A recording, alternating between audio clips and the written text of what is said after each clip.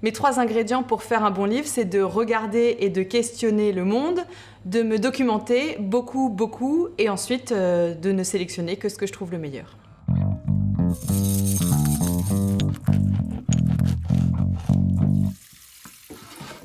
Alors moi, je travaille comme une journaliste. D'ailleurs, je suis journaliste quand je n'écris pas de livre.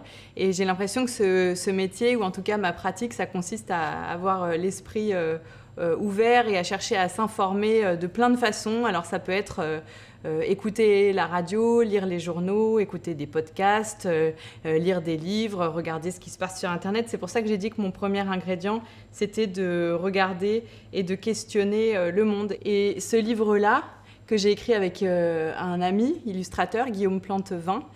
Il est né autour de la table du petit déjeuner.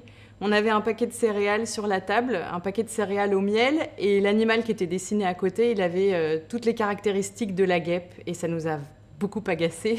Donc on a commencé à explorer les différences qu'il y avait entre guêpe et abeille, et puis après pendant la journée on est parti en randonnée et on s'est dit mais oui mais c'est pareil, est-ce que la chouette c'est la femelle du hibou, etc. Et c'est comme ça qu'est née l'idée de ce livre.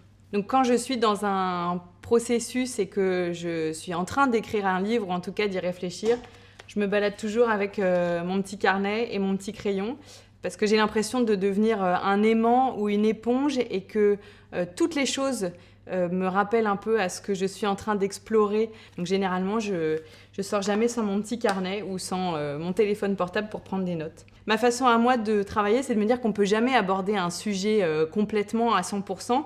Donc je vais proposer des éléments. Ça va être d'ailleurs un travail toujours fait avec un illustrateur. Ça va être des illustrations, ça va être un chiffre, ça va être un témoignage, une citation, un élément. Et en fait, à force de les mettre les uns avec les autres, le lecteur va pouvoir picorer des éléments et devenir lui-même acteur finalement.